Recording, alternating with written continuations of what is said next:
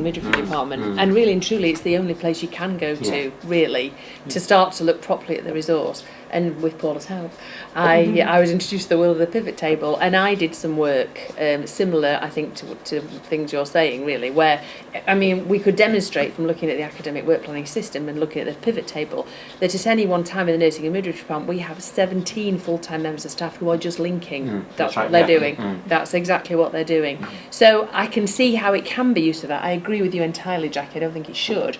But when you are actually in a position where you do need to look at the resource, and I guess this happens in finance a lot or wherever, then it's the only tool you can go to. It's all we have. But if you need a tool to look at the resource, then create a tool that looks at resource, and don't pretend that that's academic work planning, and don't suddenly tell me that as an academic work planner that's become my job. Now, as a professional lead and a budget holder, yes it is, but give me the tool to do it properly with, not make me invent my own or borrow someone else's. That's a separate thing. It's a separate job. It's a separate thing. I'm aware at other universities there are statements in contracts that say you will do the hours that the job needs, and that's it, right? And then the people are managed appropriately. We're not good managers here. We are line managers to the nth degree, and bumping down issues to whoever's also right at the bottom. And we need to develop that management skill to manage academic staff academically. Management system, not just a management skill. Sorry, yes. Yes. Paula, there was a question from Sunil. Oh, what's the pivot table? Sorry, I haven't heard. Sitting behind the database that you use is the whole series of data.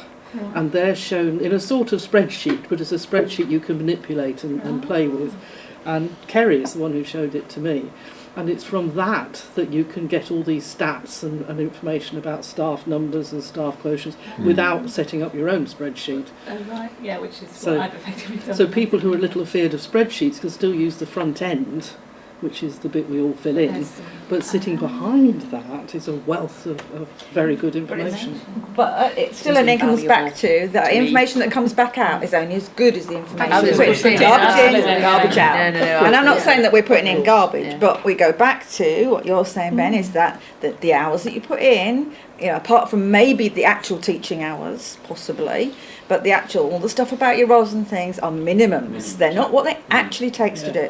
Who around this table would say that a course leader, why is the course leader hours the same whether you've got a course of 25 or 125? I can't remember what the cut-off point is, but there's a huge discrepancy between the numbers of students that hold a huge difference.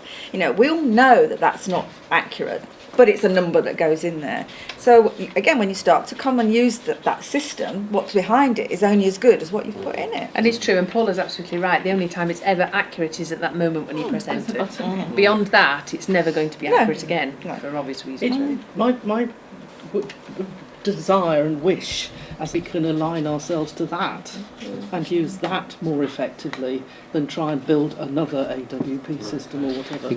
Because if you think about it logically, anybody who mostly teaches has a timetable that timetable has. Absolutely.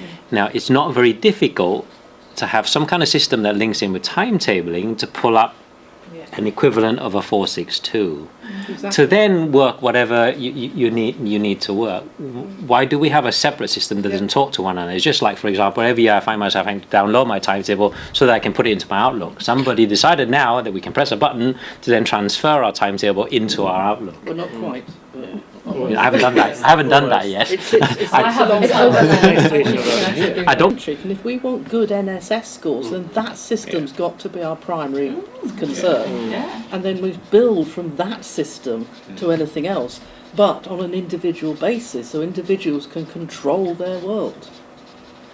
I'm conscious we start. Sorry. Well, isn't it? Because academics aren't trusted. But isn't there something in and I can't place this, but isn't there something about staff having a good work-life balance, something that the university promises us when we know we all mark weekends, we all do extra work at night and all that kind of stuff, but obviously we do that by choice. But don't we... The unions actually agree that we should have work planning, And I think that's where at least we should know what people are doing. That's what the 462 is for. That's That's right, right, yeah. which is why we can go back to use timetabling, even though, with some provisos and caveats, and we can go back and use that to drive our plan of work, because the key thing must be the students, because otherwise what we develop is a bureaucracy that lives for itself and forgets why it's there, which is what happened in our world at Mid Staffordshire Hospital. I suppose it's quite interesting that having never worked in anything other than higher education, in the education field, obviously I've worked as a physio for a bit, I'm assuming that further education and secondary education don't have work planning in the same sense. In schools. Yeah. I swear to God, teachers probably work more than we Well, that's what I'm thinking. I suppose there's something about, I wonder how much there is a degree of protection. I don't know whether there is or not really, but in a sense that when you hear all the stuff that's going on in secondary school education and this perception out there that they spend 6 weeks in the summer with their feet up when they probably don't at all. I don't know whether it was intended initially as some degree of protection for us to have the other academic stuff that goes along with being an academic. So that you're not actually expected to be in the classroom from 9 till 5 and don't have any space to do the other stuff that as a higher education academic you need to be able to do in order to be relevant. How do universities like the other one do this? I don't know. You mean University of Sheffield?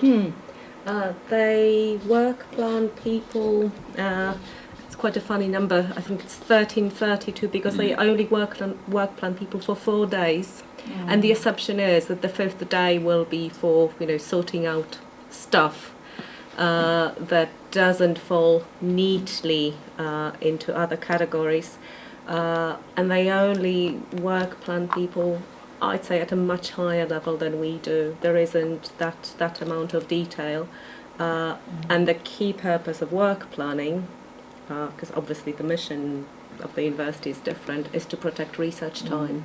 So research comes first, and then the other stuff. But if our thank you for that, it's helpful. If that's our sort of thing we hang on to, and then everything else can flux and change over and above that, because we're not actually recording it minutely. Any more answers to the question?